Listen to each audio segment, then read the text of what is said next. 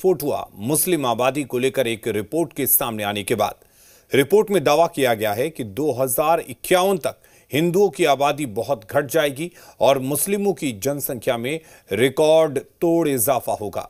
इस रिपोर्ट पर सियासी रस्साकशी तेज हो गई है। पूरी खबर बेहद चौंकाने वाली है।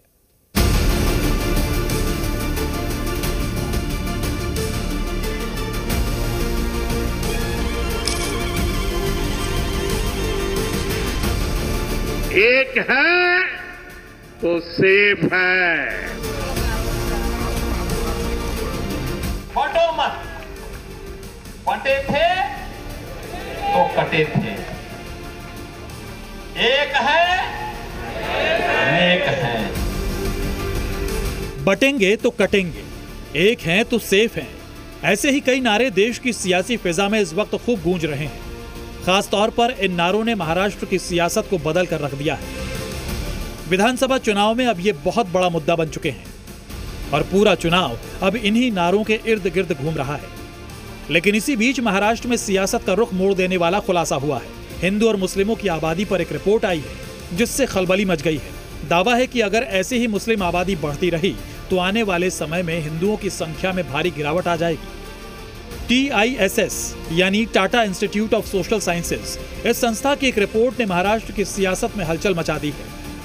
TISS की रिपोर्ट में दावा किया गया है कि मुंबई में बांग्लादेशी और रोहिंग्याओं की संख्या तेजी से बढ़ रही है। यही नहीं, TISS के मुताबिक 2051 तक मुंबई में हिंदू आबादी घटकर 54% तक हो जाएगी। इस रिपोर्ट ने महाराष्ट्र में विधानसभा चुनाव से पहले सियासी माहौल गर्मा दिया है। रिपोर्ट के सामने आने के बाद बीजेपी नेता किरीट सोमैया ने अपने सोशल मीडिया अकाउंट X पर यह रिपोर्ट पोस्ट की। स्टडी में बताया है कि मुंबई में तेजी से अप्रवासियों की घुसपैठ हो रही है। इसका एक पुराना ट्रेंड भी निकाला गया है जिसके मुताबिक मुंबई में 1961 में हिंदुओं की आबादी 88% थी, जो 2011 में घटकर 66% ही रह गई। वहीं 1961 में मुस्लिम आबादी 8% थी, जो 2011 में बढ़कर 21% हो गई। इस हिसाब से 2051 तक हिंदू घटकर 54% रह जाएंगे और मुस्लिम 30% तक बढ़ जाएंगे।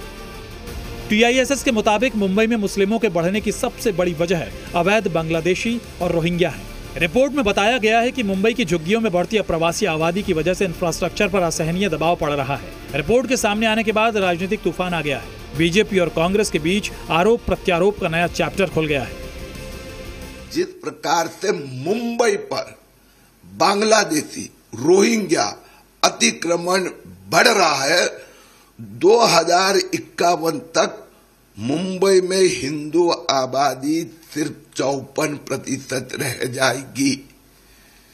गत कुछ वर्षों में मुंबई के गोवंडियों, मानखुर्द, मुंबा देवी का मोहम्मद अली रोड, भिंडी बाजार एरिया हो, 70, 80, 90% मुस्लिम आबादी हो गई है।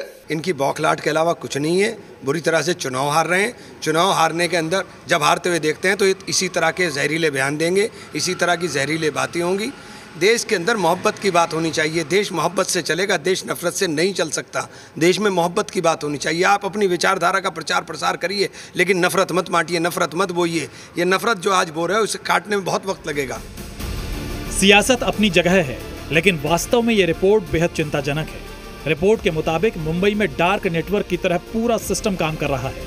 अगर ऐसा ही रहा तो मुंबई की डेमोग्राफी बदलने में देर नहीं लगेगी। ब्यूरो रिपोर्ट, जी मीडिया। और अब बात करते हैं